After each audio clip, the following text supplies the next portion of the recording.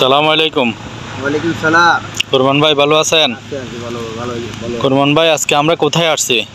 আমরা উত্তর ফরিদপুরের নেপসন চা বাগানে আসছি একটু ঘোরার জন্য। এটা কি নেপসন চা বাগান? জি, এটা নেপসন চা বাগান। কিন্তু নেপসন চা বাগান তো অনেক বড়, আসলে বিশাল। এটা আমাদের চট্টগ্রামের জন্য সর্বোচ্চ বড় পর্যায়ে আছে। এটা অনেক বড় চা বাগানটা। আপনার ঘুরতে হলে অন্তত পক্ষে আপনার একটা দিন লেগে যাবে এই চা বাগানটা যদি আপনার পুরো দর্শন দেখতে পারেন। আসলে আশ্চর্যজনক বিষয় হচ্ছে যে আমাদের এই চা বাগানের অনেক কিছু আপনার দেখার আছে। আপনারা ইতিমধ্যে এই চা বাগানের জন্য আসতে হয় পরিচয় দিয়ে আপনার হাটতলা দিয়ে দোসকোলা দিয়ে আপনারা ঢুকে যাবেন।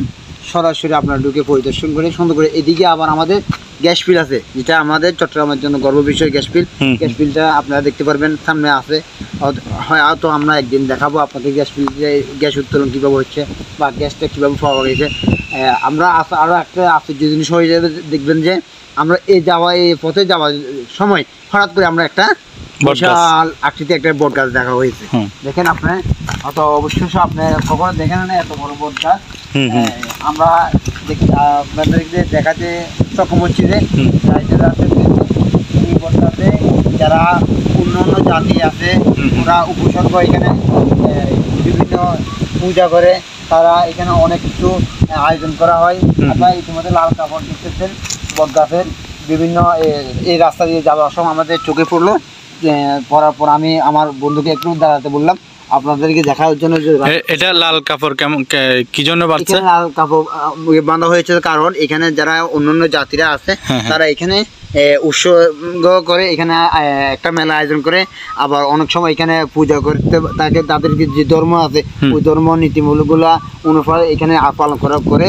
এই জন্য তারা এখানে লাল কাপড় বেঁধে তাদেরকে তাদের যে একটা ধর্ম আছে ওই ধর্ম অনুগত করে। এটা আমরা আপনাদেরকে বুঝাতে পারছি।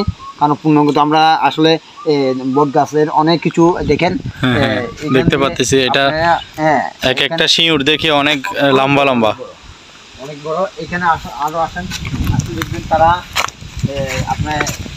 আপনারা আসলে দেখতে পাচ্ছেন। এই দেখেন তারা এখানে ফুল দিয়ে বৈশাখী উপলক্ষে তারা এখানে বিভিন্ন আয়োজন করা হয়।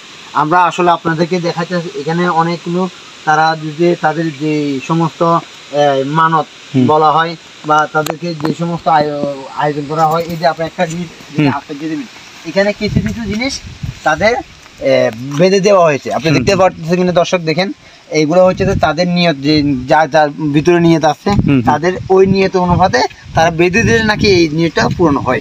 তো ওই জন্য তারা সৌন্দর্যভাবে বেঁধে দিয়েছে, লাল কাপড়টা বেঁধে দিয়েছে তাদের ধর্মের আকৃতির কারণে।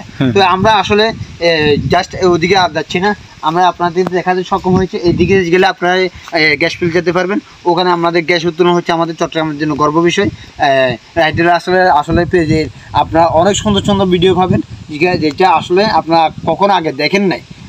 ইতিমধ্যে আমরা বের হয়েছি একের পর এক ভিডিওতে আপনাদেরকে বিভিন্ন আমরা দৃশ্য দেখাবো। আমি রাসেল রাইডারকে বলবো আমাদের এই বট গাছটা চতুর্দিকে ঘুরিয়ে একটু আপনি দেখান, দর্শকরা দেখুক। এই গাছটা আসলে এই গাছটার কত বয়স হয় আপনার? আমি যতটুকু শুনেছি আমার বাবা থেকে, তারাও দেখছে অনেক আগে থেকে। তারাও বলতে পারে না যে গাছটা কতটুকু বয়স হবে। আপনার আমার ধারণা দৃষ্টিতে 200 বছরের কাছাকাছি গাছটা বয়স হবে, কারণ এত বড় বট গাছ আমরা আর কোথাও আপনি দেখছেন কিনা আমি জানি না। আমি দেখিনি। তার একটা শিকড় আপনি দেখান, একটা পাট হয়ে যায় মনে হয় একটা খাটের সমান, অনেক বড়। হ্যাঁ, অনেক বড়। তা আমি আপনাদেরকে বলবো, অনুরোধ করবো, আপনারা এই সৌন্দর্য দেখার জন্য আপনারা আসতে হলে রাইডার রাসেলের পেজে আসবেন, এই সৌন্দর্য ভিডিওগুলো দেখবেন। তার সাথে সাথে এই ভিডিও থেকে আপনারা নিজেরা পর্যটন হিসেবে আমাদের উত্তর ফটিকছড়ির নেপসন চা বাগানে বিভিন্ন দৃশ্যগুলো আপনারা তুলে ধরতে পারবেন। এটা আমি অনুরোধ করলাম। আপনার ধন্যবাদ। আপনারা ইনশাল্লাহ আসলে আপনারা নিজেরা পর্যটনটা করে দেখতে পারবেন। ধন্যবাদ।